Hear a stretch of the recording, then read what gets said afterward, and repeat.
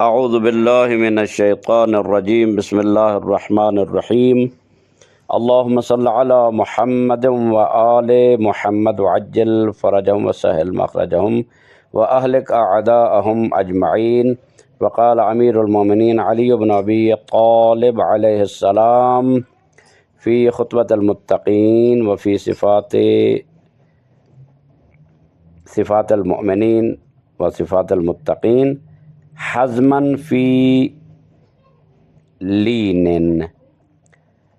خداوند متعالی آپ صاحب کی توفیقات خیر میں اضافہ فرمائے۔ لیکچر نمبر 36 آپ کی خدمت میں عرض ہے۔ خطبہ متقین، صفات متقین کے حوالے سے امیر المومنین علیہ السلام ارشاد فرماتے ہیں کہ مومن متقی کی ایک صفت یہ ہے کہ وہ نرمی کے ساتھ دین میں مضبوط ہوتا ہے۔ حضرت امیر المومنین علیہ السلام کی ایک بیان کردہ ایک اور اہم صفت وہ یہ ہے کہ احتمال جو ان مومن کو متقی کو ہوتا ہے اس میں وہ پرکھ رکھتا ہے۔ بعض نے عربی عبارت وحزماً فی لینن کا ترجمہ دور اندیشی کیا ہے، لیکن اس کا دقیق معنی احتمال کی پرکھ ہے۔ احتمال سنجی جس کو کہا جاتا ہے فارسی میں، یعنی جب انسان کوئی مسئلہ حل کرنا چاہے تو تمام ممکنہ صورتوں کو پرکھے اور ان کی جانچ پڑتال کرے اور ہر ایک کے لیے مناسب حل سوچے۔ دور اندیش لوگ بھی یہی کرتے ہیں، وہ قریب اور دور کے تمام امکانات کو جانچتے ہیں کہ یہ چیز ممکن ہو سکتی ہے۔ فکری گہرائی، اجالت الرأی۔ حضرت امیر کائنات فرماتے ہیں الظفر بالحزم، کامیابی احتمال کی پرکھ سے ملتی ہے۔ جانچ پڑتال اور احتمالات کو پرکھنے سے کامیابی ملتی ہے۔ والحزم باجالت الرأی، اور احتمال کی پرکھ فکر کے گہرے جائزے سے ممکن ہوتی ہے۔ مثال کے طور پر ایک ڈاکٹر مریض کا علاج کرتے وقت ہر پہلو کو جانچتا ہے، اسی طرح جنگ کے میدان میں بھی ہر ممکنہ حملے کے لیے تیاری فتح دلاتی ہے۔ تقویٰ میں بھی انسان کو ہر خطرے کا اندازہ کر کے اپنے دین کو محفوظ رکھنا چاہیے، جبکہ بے پرواہ لوگ ایسی فکر نہیں کرتے ہیں۔ یعنی تقویٰ میں انسان کو ہر طرح کی پرکھ رکھنی چاہیے کہ یہ چیز میرے تقویٰ کو ٹھیس پہنچا سکتی ہے، یہ چیز میرے پرہیزگاری کو ٹھیس پہنچا سکتی ہے، یہ چیز میری یعنی دینی امور میں میری نقصان دہ ہو سکتی ہے۔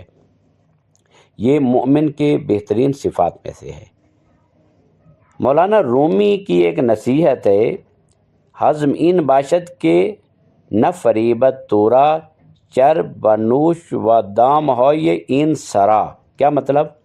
حزم یہ ہے کہ دنیا کی میٹھی چکنی چیزوں اور جالوں سے دھوکہ نہ کھائے، ظاہری کشش کے پیچھے چھپی مصیبتوں کو پہچانے۔ اس طرح کے امیر کائنات نہج البلاغہ میں بھی ارشاد فرماتے ہیں کہ پروردگار مجھے بخش دے، مجھے اس دنیا کی چکنی چپڑی باتوں میں اور شیطان کی جو بتائی ہوئی چکنی چپڑی باتیں اور سبز باغ جو ہیں انہوں نے مجھے گمراہ کر دیا، انہوں نے مجھے انحراف کا شکار کر دیا ہے۔ تو لہذا حزم یہ ہے کہ انسان شیطان کے اور نفس کے دھوکے میں نہ آئے۔ مولانا رومی وہ مزید اس بارے میں کہتے ہیں حزم آن باشد کے چون دعوت کنند تو نگوئی مست و خواہان منند۔ کیا مطلب؟ مطلب یہ کہ حزم یہ ہے کہ جب تمہیں دعوت دی جائے تو یہ نہ سمجھو کہ تمہاری خواہش کا احترام ہے، کبھی پانی پلانے والا بھی ذبح کرنے والا ہوتا ہے۔ یعنی یہ نہ سمجھا جائے کہ ہر پانی پلانے والا ہی خیر خواہ، ہر دعوت کرنے والا خیر خواہ ہوتا ہے۔ ممکن ہے کہ وہی دعوت کرنے والا، وہی بلانے والا انسان کے دین اور دنیا کی تباہی کا سبب بن جائے۔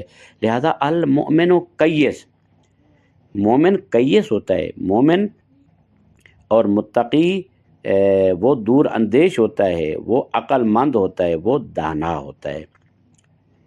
نرم خوئی کا پہلو جو ہے، نرمی کا پہلو جو ہے، اس میں جو عبارت ہے حزمن فی لینن، اس میں ایک اور درس ہے، احتمال کی پرکھ کے ساتھ ساتھ نرمی کا برتاؤ۔ پیغمبر اکرم صلی اللہ علیہ وآلہ وسلم منافقین کے ساتھ بھی نرمی سے پیش آتے تھے۔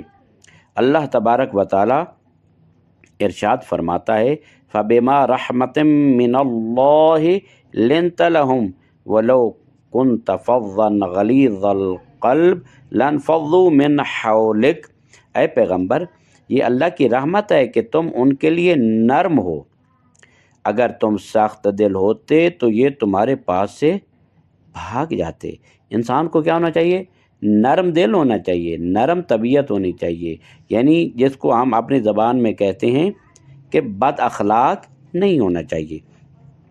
متقی انسان ہر خطرے کا تجزیہ کرتا ہے، ہر امکان کے لیے تیار رہتا ہے کہ ہر ممکنہ صورت پیش آ سکتی ہے، اس کے لیے تیار، اور نرم اخلاق سب سے زیادہ یعنی وہ مؤثر بھی ہوتا ہے اور نرم اخلاق سے سب کو اپنا بنا لیتا ہے۔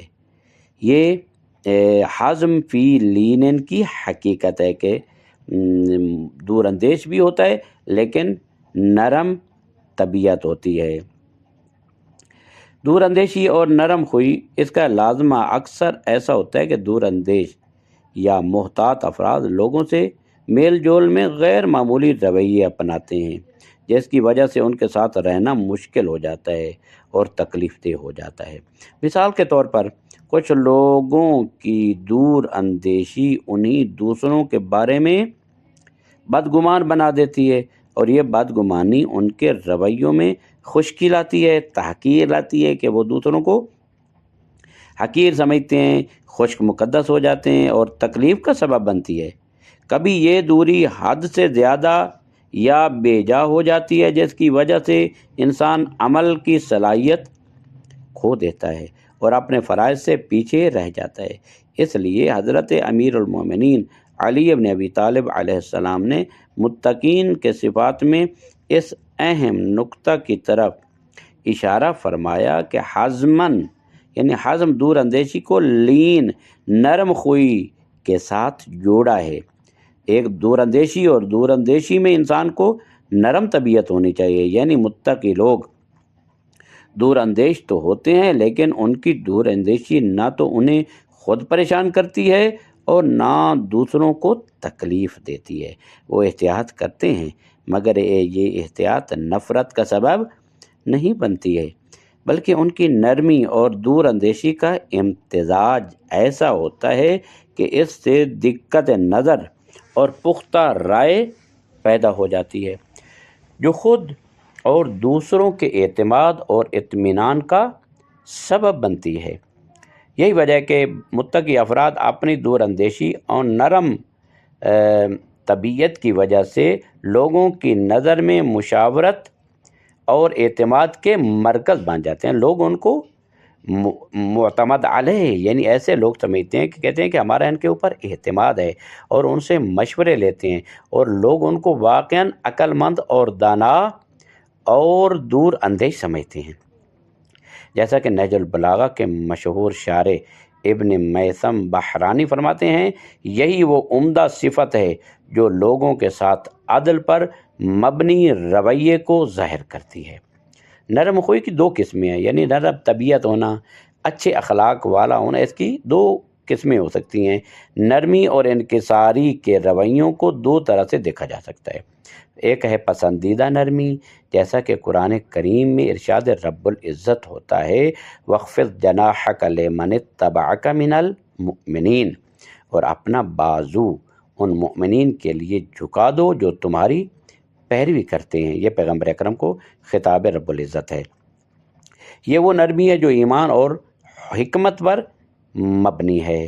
دوسری جو ہے وہ ذلت آمیز، اس کو کہتے ہیں چاپلوسی۔ یہ وہ نفسیاتی کمزوری ہے جو دنیاوی مفادات کے حصول کے لیے طاقتور اور مالدار لوگوں کے آگے جھکنے کا نام ہے۔ جس طرح کے لوگ بڑے لوگوں کے سامنے جو ہیں وہ ہاتھ بھی جوڑتے ہوئے نظر آتے ہیں، ان کے پاؤں میں بھی بیٹھتے ہوئے نظر آتے ہیں، اور ان کا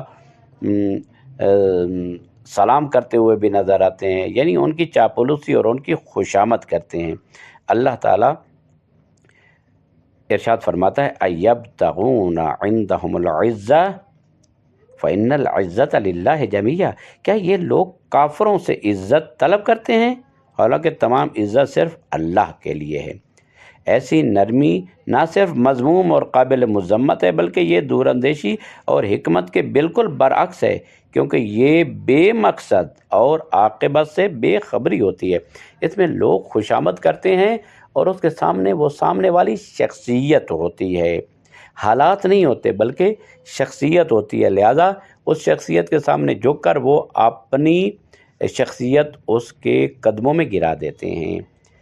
یہ قابل مذمت ہے۔ پیغمبر اکرم کی عملی مثال نبی اکرم صلی اللہ علیہ وآلہ وسلم، جنہیں اللہ تبارک و تعالیٰ نے انسانی زندگی کے ہر پہلو میں بہترین نمونہ قرار دیا، انتہائی دور اندیش ہونے کے باوجود لوگوں کے ساتھ اس قدر نرم اور شفیق تھے کہ قرآن ان کی توصیف میں ارشاد فرماتا ہے فَبِمَا